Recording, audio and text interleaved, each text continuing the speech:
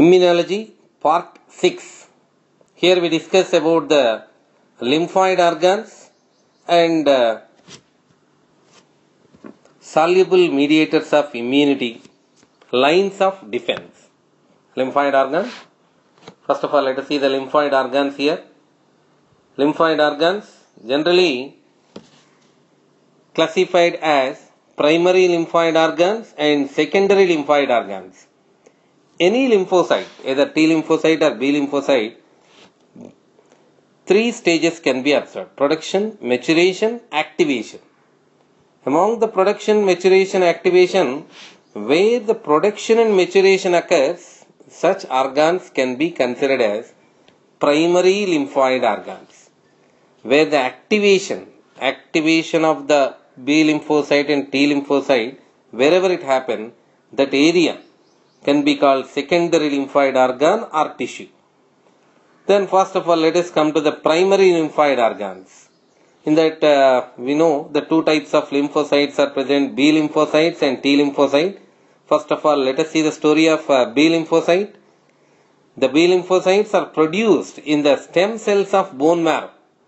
B lymphocytes are produced in the stem cells of bone marrow in adult mammals, whereas if it is in the fetal stage, we'll say liver. In case of birds, bursa fabricius is origin, production of B lymphocyte. And maturation of the B lymphocyte itself happen in the bone marrow. Then after the maturation, they become immune competent B cells. So production of B cells in bone marrow, maturation is also in bone marrow. Hence the name B lymphocyte. That means bone marrow lymphocyte. It's not by production, because any lymphocyte can be produced in the bone marrow itself. It is by maturation. Based on the maturation, we classified as thymic lymphocyte and bone marrow lymphocyte. Thymic lymphocyte, let us see. T lymphocytes, we say thymic lymphocyte. As usual, their production occurs in the stem cells of bone marrow, in the liver, in fetal stages. When it comes to the adult itself, in stem cells of bone marrow are responsible for the production of T lymphocyte, whereas the maturation occurs in thymus. So based on the maturation, we say T lymphocytes, thymic lymphocytes. Based on the maturation, we consider it as thymic lymphocyte. Then let me hear the where production and maturation occurs, we call that area, that organs are called primary lymphoid organs. Primary lymphoid organs. These primary lymphoid organs in human being are bone marrow and thymus in adult stages, liver in case of fetal stage. Whereas bursa fabricius is in birds. Additionally, in the birds, bursa fabricius, because of pneumatic bones, air-filled bones, though no bone marrow in the flying birds. Bursa fabricius is playing the role there. Then when it comes to the secondary lymphoid organs, where the activation occurs, that organs can be called as secondary lymphoid organs. Activation, that means after the production, maturation, the T and B lymphocytes will reach to the different places of the body. The different places of the body and responsible for the various kinds of immunological activities in the body. That secondary lymphoid organs, where the B lymphocyte, T lymphocyte, whatever, both will reach the same place. That's why you can see same parts here, like spleen, lymph nodes, tonsils, Peyer's patches of small intestine and appendix. Peyer's patches are generally present in the small intestine. These are all considered as secondary lymphoid organs. Secondary lymphoid organs. So this is the story of primary lymphoid organs and secondary lymphoid organs. Here we discuss some other issues here like soluble mediators of immunity. Among them, complement proteins, cytokines, antibodies. They are all considered as soluble mediators of immunity, which are dissolved, the different substances which are dissolved in the blood and responsible for the immune system of our body.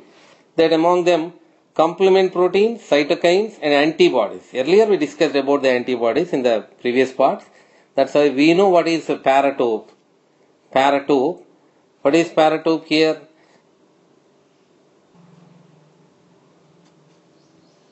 The portion of antibody FAB in that particular area where they bind with the antigens, that place we said paratope.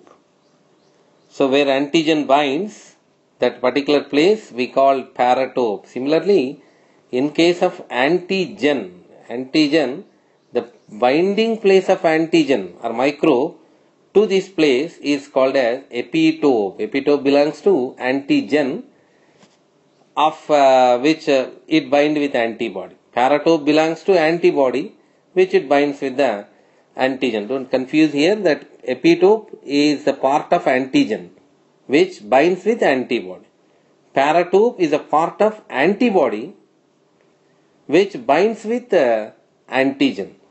So the generally two types of antibodies are present that we have seen earlier in the previous part. Free antibodies present in the fluids and surface antibodies present on the surface of mature and memory cells. Surface antibodies we say with the help of their Fc and they attach us to the cell surfaces that we called surface antibodies. Some floating and circulating antibodies we have seen earlier. So this is the story of antibodies. Now moving on with interleukins. The interleukins produced by leukocytes that which they are primarily involved in the differentiation of the cells of immune system. Like IL-1 reaches the brain and causes the fever response. And earlier in the humoral immunity and in the cell mediated immunity we have seen this kind of issue, like we said T helper cell activate the T cytotoxic cell. How do they communicate? With the help of interleukins.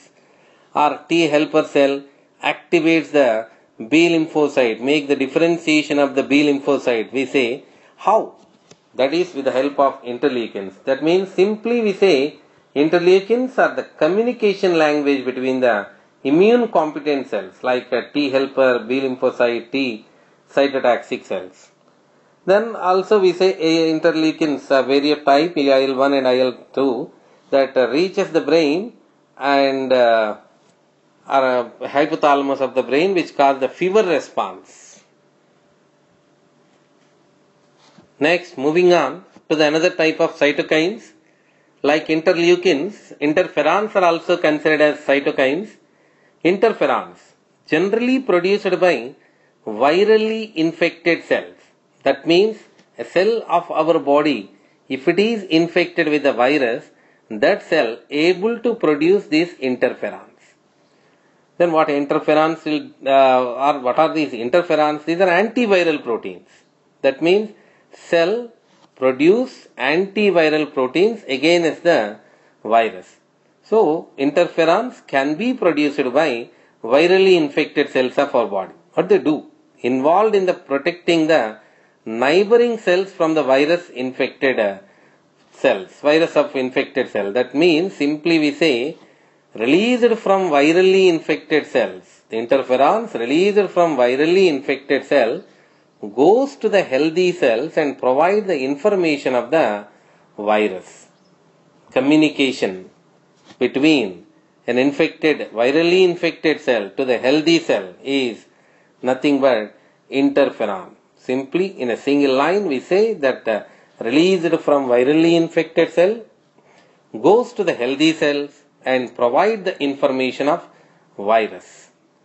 Then there are of three types, namely alpha interferon, beta interferon and gamma interferons. So this is the story of interferons. Now the other one, the soluble mediators of immunity, complement proteins. They are also going to play a vital role in the immune system. Complement proteins. They are inactive plasma proteins actually. When present on the cell surface proteins, we say inactive plasma proteins. Along with the cell surface proteins, they are present. When they activated,